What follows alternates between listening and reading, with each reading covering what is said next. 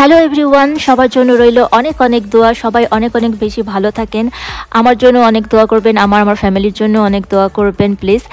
প্রথমে থ্যাঙ্কস জানাই আল্লাহকে, থ্যাঙ্কস টু আল্লাহ যে আমাকে কিছু কিছু বিউটিফুল প্লেস দেখার সুযোগ করে দিয়েছে। তো এখানে দেখতে পাচ্ছেন এটা হচ্ছে আইফেল টাওয়ার। আইফেল টাওয়ার কেই না চিনে? দ্য মোস্ট ভিজিটেড মনুমেন্ট হলো আইফেল টাওয়ার। প্যারিসের বলেন ফ্রান্সের সৌন্দর্য হচ্ছে এই আইফেল টাওয়ার। আর আইফেল টাওয়ার রাতের ভিউটা অনেক অনেক সুন্দর, যেটা কারোর সাথে তুলনা হয় না, অতুলনীয় সুন্দর। আর আইফেল টাওয়ার দেখার সময়টা হলো বিকেল থেকে রাত পর্যন্ত।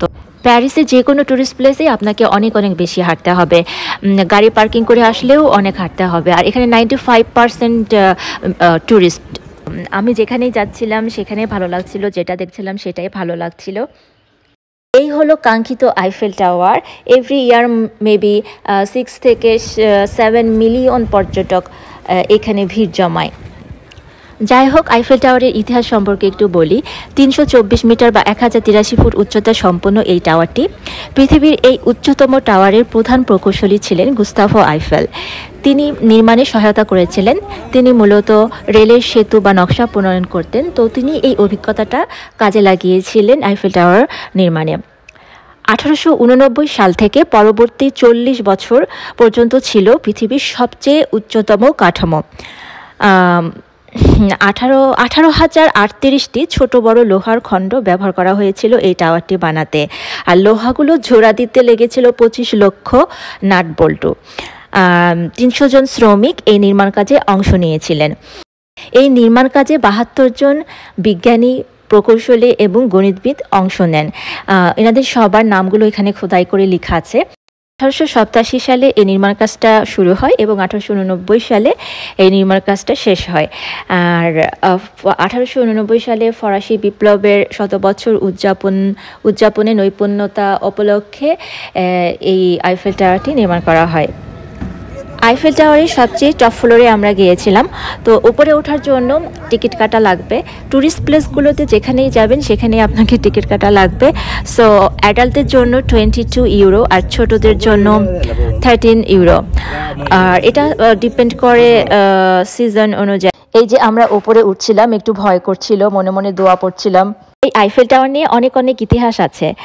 যেমন একটা মজার ইতিহাস, ফ্রান্স যখন জার্মানির অধীনস্থ ছিল তখন 1940 সাল দ্বিতীয় বিশ্বযুদ্ধের সময় হিটলার ফ্রান্স সফর করেন এবং তিনি এই আইফেল টাওয়ারের সর্বোচ্চ স্তরে উঠতে চান।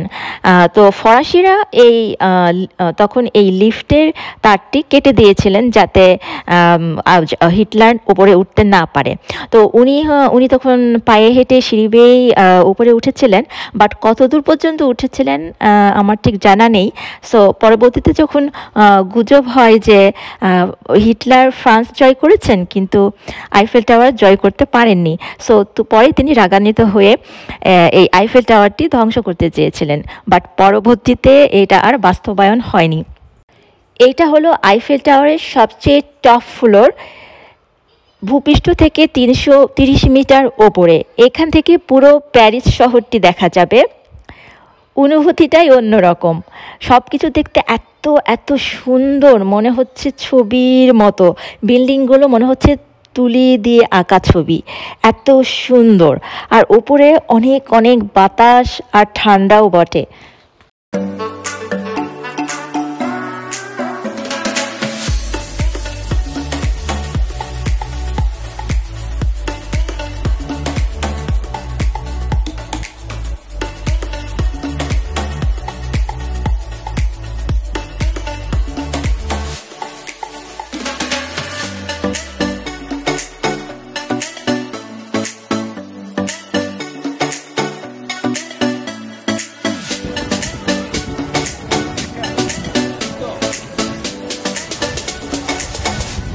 এটা হলো সিন রিভার। সিন রিভারের পাশেই প্যারিস সিটিটা।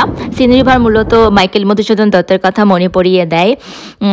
সিন রিভারের পাশেই হচ্ছে আইফেল টাওয়ারটা। অনেকেই হচ্ছে সিন রিভার থেকে আইফেল টাওয়ারের দৃশ্যটা উপভোগ করে থাকেন। রাতের বেলায় সিন রিভারের দৃশ্যটা অসাধারণ সুন্দর, অনেক অনেক সুন্দর। রিভারের ভিউটা অনেক সুন্দর। রিভারের সাইড থেকে আইফেল টাওয়ারের দৃশ্যটা অনেকেই খুব এনজয় করেন।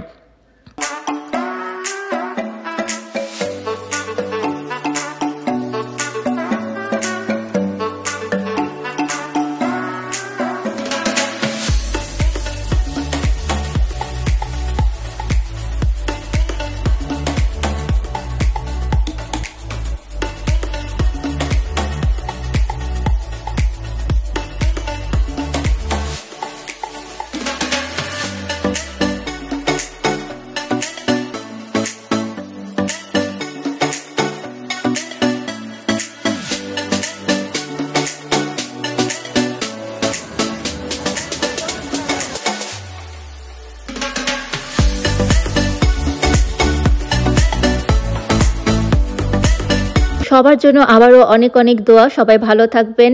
আল্লাহ হাফেজ, বাই বাই।